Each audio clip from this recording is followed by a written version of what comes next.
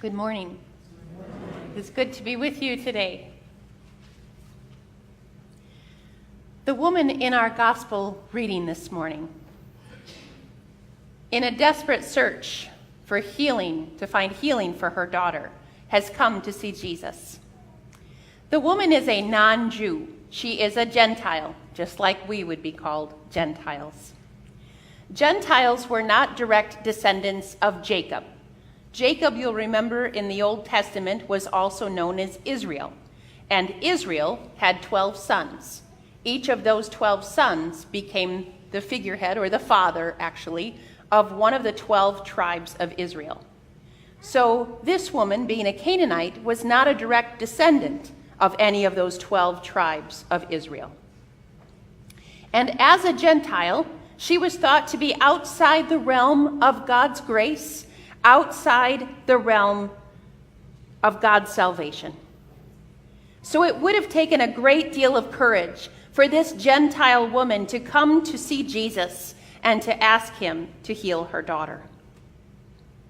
Her daughter, she exclaims, is possessed by a demon.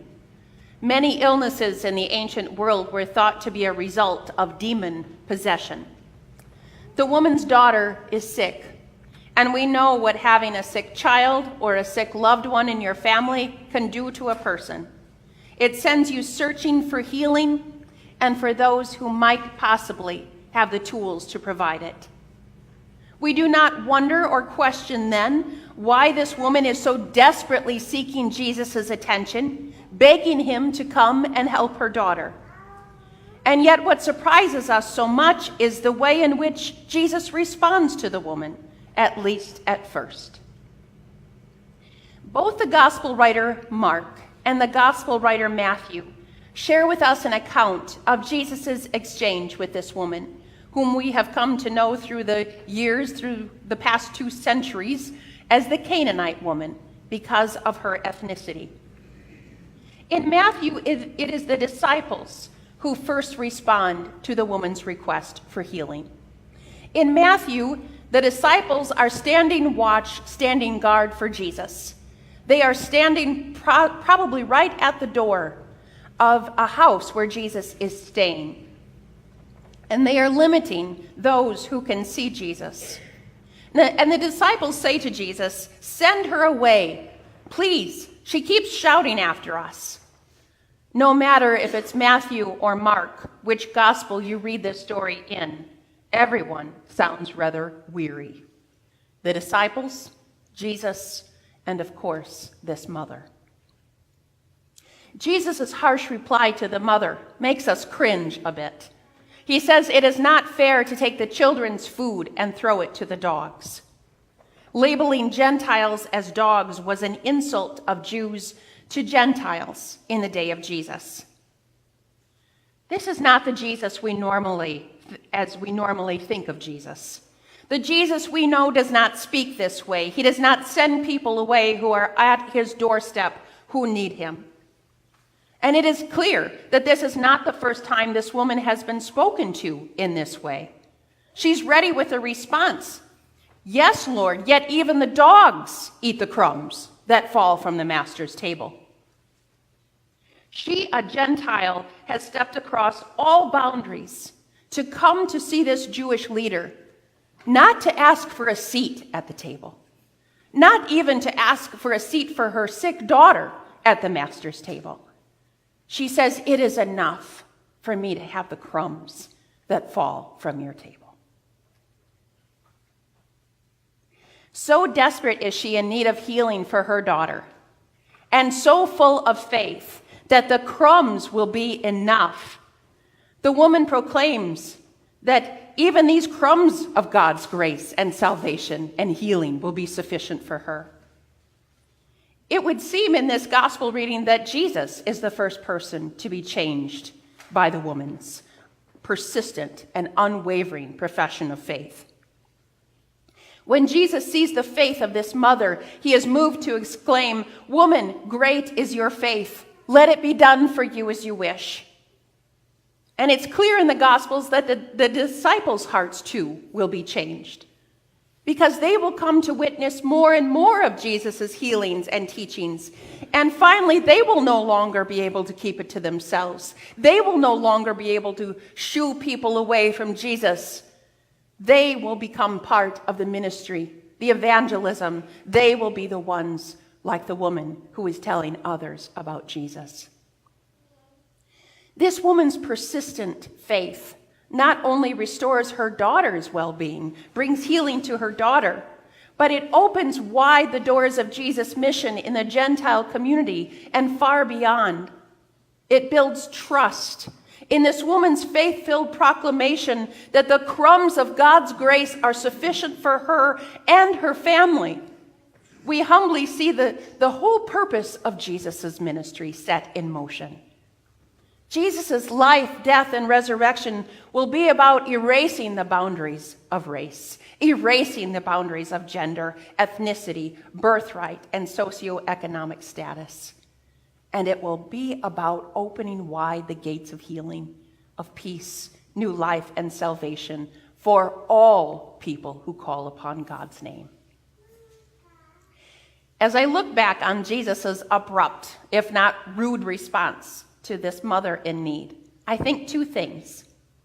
The first thing that strikes me about this passage is that Jesus has just talked about how it is something, what comes out of the mouth of a person that defiles. And I think, on one hand, Jesus is trying to teach his disciples and each of us a lesson. This is what defiles a person. It is this sort of thing that comes out of our mouths. The other thing I think, as I read this passage, is that I find it comforting. Both Matthew and Mark include this exchange of Jesus and the Canaanite woman in their Gospels. They could have just as easily have left it out. But because both of them have included it in their Gospel readings, we have to think that this was very important for them to let us know the nature and character of Jesus as they knew him.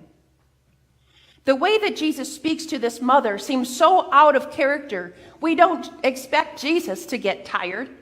We don't expect Jesus to snap at people or to be disagreeable with anyone.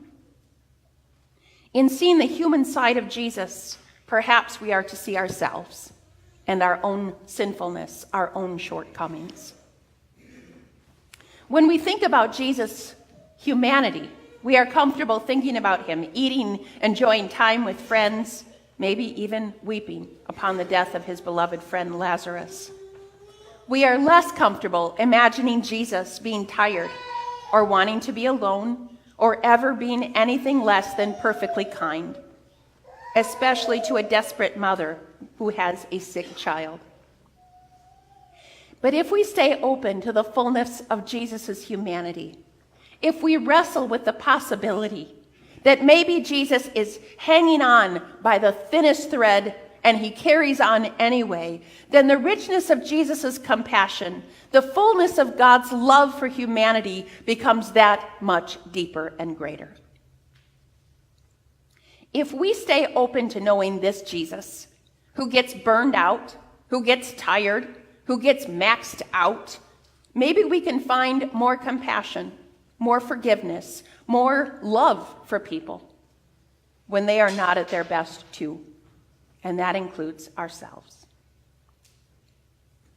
There is much that can be said and comparisons to draw between our gospel reading today and the events in our nation and in our world today. All of those things that are never far from our minds. What I carry with me upon reading this gospel is the profound witness of this woman who is in need, who because of her race, her gender, her ethnicity, and the place of her birth was simply cast out, and people did not make an attempt to get to know her simply because of how they categorized her. But her courageous faith, her proclamation that even the crumbs of the master's table is sufficient for her and her family is a greater proclamation than I can find in my heart most days. That is a courage beyond something that I can even understand. Her courageous faith crossed all barriers to bring healing to her daughter and in so doing brought healing to a greater community and to a world that she would likely have never seen, living in the time and place that she did. Our God is a God of hope and faith and new life, who even in the midst of human division, human sinfulness, can and does and will bring new life and healing through the cross of suffering and pain, through the very grave and gate of death. As we come to the waters of baptism, as little Colton Carl did this morning at Vong, as we come to the table of communion, as we will in a short while, sometimes we think of this as crumbs from the Master's table, but in fact it is far greater than anything we could ask for or imagine. In the waters of baptism, in the bread and wine of Holy Communion, we are given a foretaste of that which God is doing every day. And we see glimpses of it at this table in the font of baptism, this world that breaks in upon us that God intends through every act of compassion, every act of mercy, and every act of human kindness.